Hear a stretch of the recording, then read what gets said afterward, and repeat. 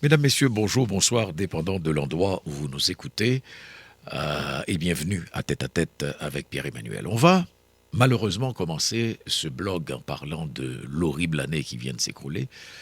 Et quelle année! Comme si la guerre en Ukraine, les différentes guerres civiles qui ont repris en Afrique, les attentats et fusillades un peu partout à travers le monde ne suffisaient pas. Dame Nature s'est déchaînée durant les derniers jours de décembre. Vous avez certainement vu passer, comme moi, les photos sur les réseaux sociaux, aussi sur les grandes chaînes, nous montrant des scènes quasiment de fin de monde. On aura l'occasion certainement de revenir sur nombre de ces événements au cours des prochains jours, des prochaines semaines et même des prochains mois. Car dans le cas de l'Ukraine, on sait quand une guerre démarre, mais gare à vous, on ne sait jamais quand une guerre se termine. Il ne faut surtout pas se fier aux signes d'essoufflement pour croire que c'est la fin de la guerre. Donc, avant de revenir sur tout ça, permettez que je commence cette série d'échanges avec vous par l'année horrible, l'annus horribilis qu'a connue Haïti. Mais plus que de revenir sur les horreurs commises quotidiennement dans Port-au-Prince de tous les dangers ou ailleurs dans les grandes villes, sous contrôle ou aux prises avec les gangs armés, ce que nous ferons d'ailleurs au cours des prochains jours, ce que nous ferons aussi à un moment donné sur les conséquences des récentes vagues de sanctions internationales contre des hommes politiques importants, et encore plus importante, ces fortunes visées aussi par les sanctions internationales. On aura à revenir et à échanger autour de tout ça. Mais parlons de l'année horribilis qui, pour moi, est peut-être d'abord économique. Car cette économie moribonde est symptomatique de l'agonie du pays. Si l'Institut de statistique a parlé d'un taux d'inflation flirtant avec les 50%, on parle de plus de 47,60% de manière globale, dans la réalité, pour les produits de première nécessité, le primum vivere, le taux d'inflation est en train de flirter avec les 70-75%. Imaginez un peu ce que ça représente. Je vous dis, pour ceux qui suivent l'actualité économique, on est en train, en Occident, de s'arracher les cheveux, au Canada par exemple, ou bien aux États-Unis, parce qu'on est autour de 6%, on flirte avec les 7%, on prend toutes les mesures possibles et imaginables pour freiner ce qu'on appelle déjà l'hémorragie de l'inflation. On est autour de 7-8%. Parce que pour ces pays, la meilleure fourchette pour le taux d'inflation est autour de 2,53%. Pour être plus confortable, à partir de 4%, on commence déjà à s'inquiéter. Imaginez que dans certains cas en Haïti, le taux d'inflation se situe entre 50 et 75%. Nous allons justement en parler avec le docteur en économie, Thomas Lalime, sur à la fois la situation actuelle de l'économie, mais une mise en perspective par rapport à cette inflation galopante. Écoutez. Docteur Lalime, bonjour. Bonjour Pierre-Emmanuel, bonjour aux auditeurs, aux auditrices. C'est un plaisir d'être avec vous ce matin. Le plaisir est pour nous, Thomas. Première question que j'ai envie de te poser. Il n'y a pas longtemps, l'Institut de statistique et d'informatique avait parlé de la barre des 40%, la barre de 40% d'inflation qui avait été franchie. Et là, on parle d'un frôlement avec la barre de 50%, on parle de 47%. Les seuils sont franchis très vite dans la situation, dans la cavalcade de l'inflation en Haïti. Oui, mais c'était prévisible en fait. Et pour être très précis, l'inflation, c'est pour le mois d'octobre, ça s'élève à 47,2% en Haïti. Mais ce que je dois rappeler rapidement pour les auditeurs et les auditrices, c'est que l'inflation, quand on donne un chiffre unique comme ça, on parle d'une moyenne en fait. Mais il y a d'autres postes où l'inflation a déjà franchi le seuil de 50%. Il y a par exemple le poste de dépenses, produits alimentaires et boissons non alcoolisées. Ce que les gens doivent comprendre, c'est que les instituts de statistique regroupent en plusieurs catégories les postes de dépenses. Par exemple, dans l'une des catégories ici, il y a produits alimentaires et boissons non alcoolisées en Haïti. Et ça, pour l'inflation, pour ce groupe-là, c'était déjà 53,1% en octobre. Et il y a d'autres postes où ça a été encore pire. Si on prend une sous-rubrique, je dirais, ou un sous-groupe comme alimentation, dans ce sous-groupe-là, le riz local et importé, le taux d'inflation était de 75,5%. Et je peux même donner un autre exemple.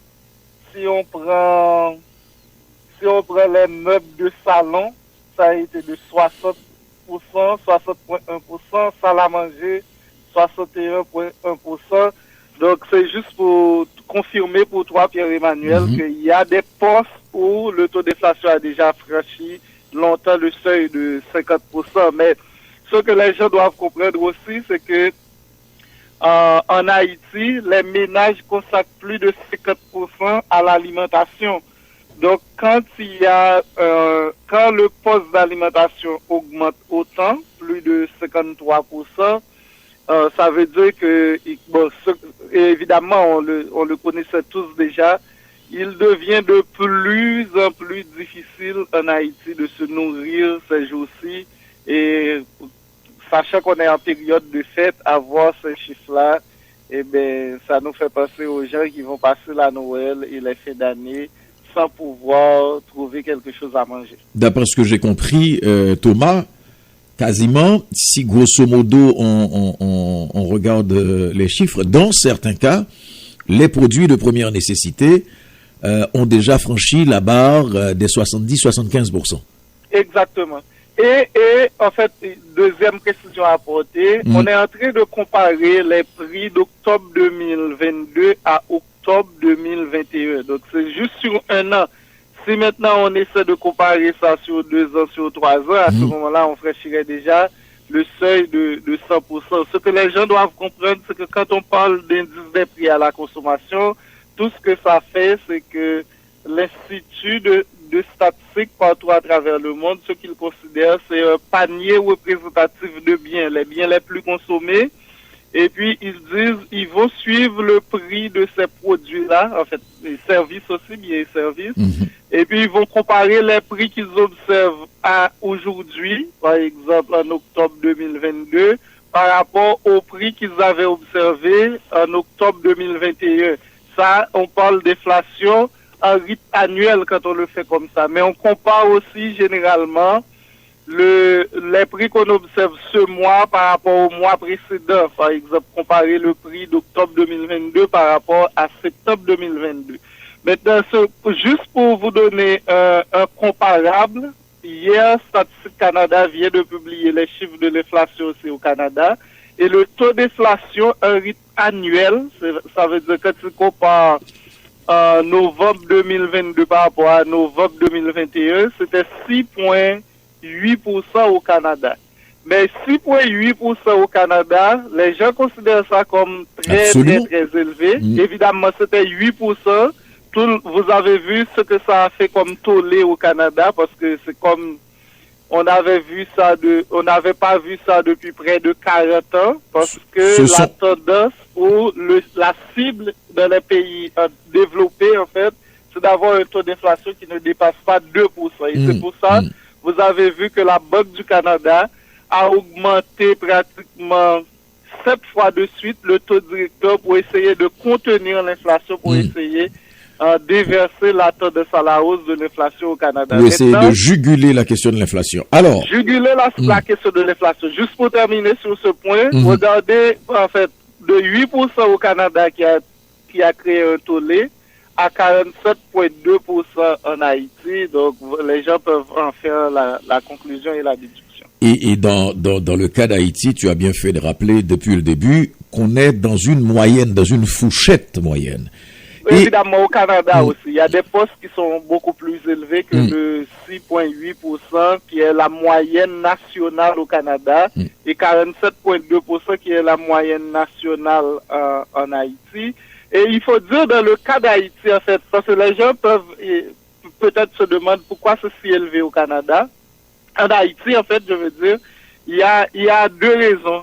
L'une des raisons, c'est que on importe plus de 60% de ce que l'on consomme en Haïti. C'est ce que j'allais te demander, Thomas. Évidemment, ça, ce sont des éléments qu'on connaît.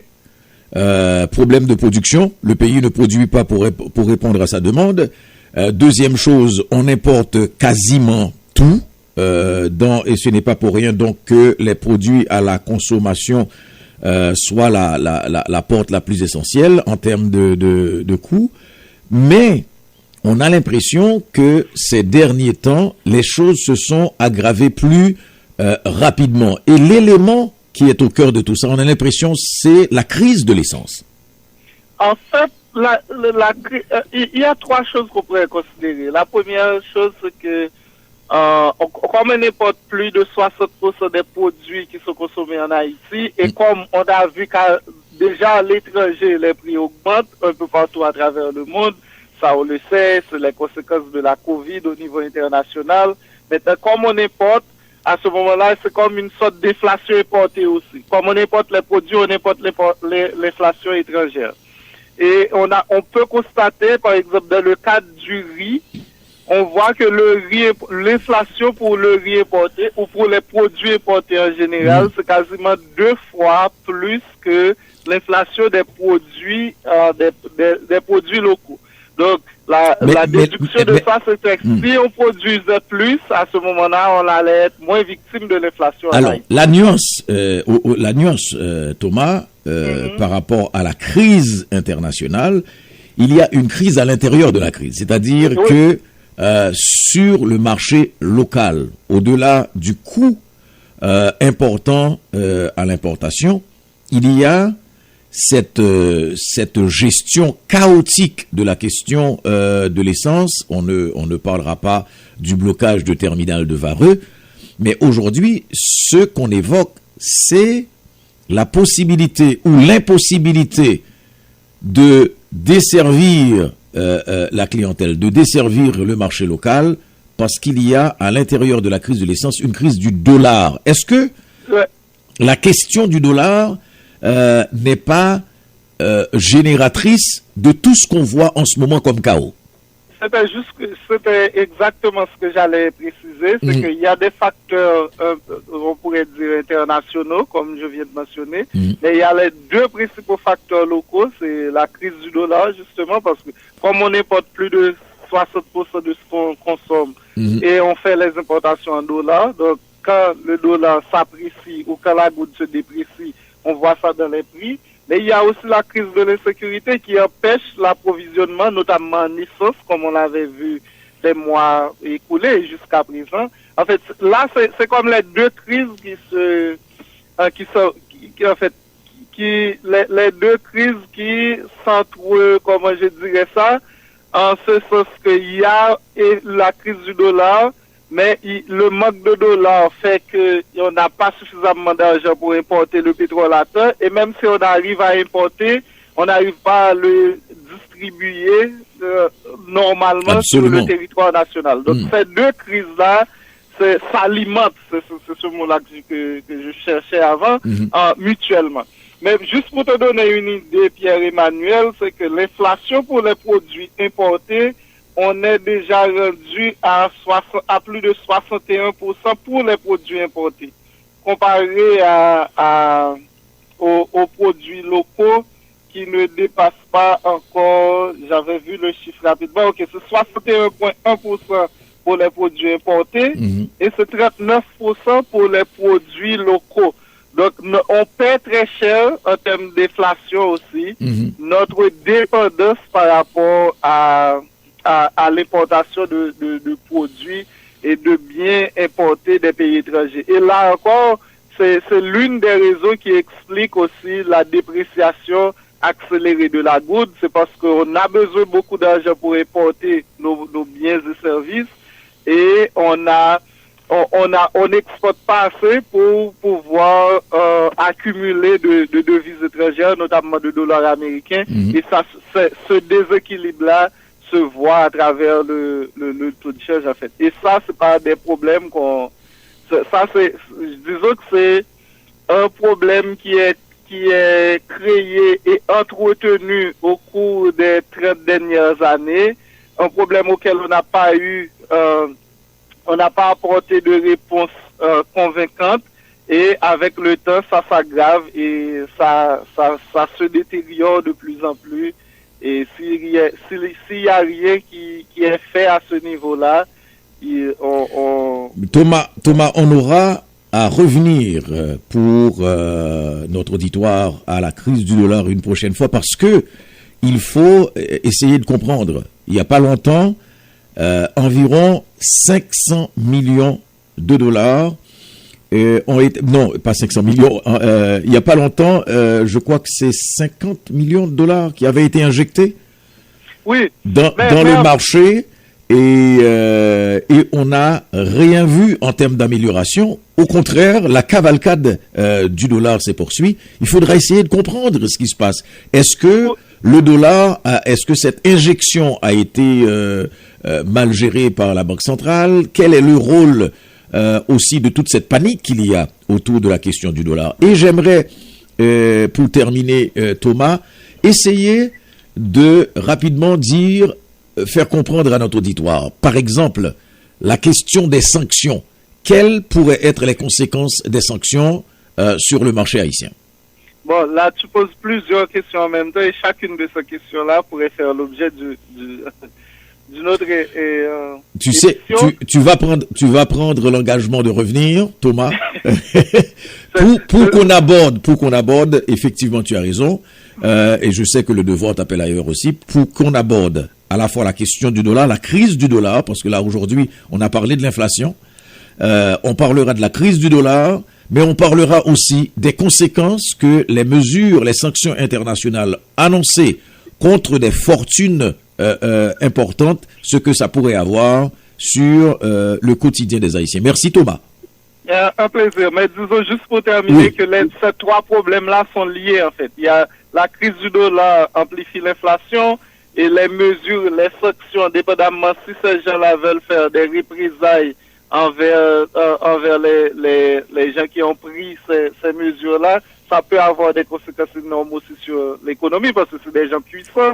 Donc ça fait deux autres sujets intéressants à débattre et on prend rendez-vous pour une prochaine fois, tout en remerciant les auditeurs et les auditrices qui ont payé de leur attention l'émission de ce matin. Tes lumineuses explications. Merci beaucoup Thomas. Merci beaucoup, bye bye. À bientôt.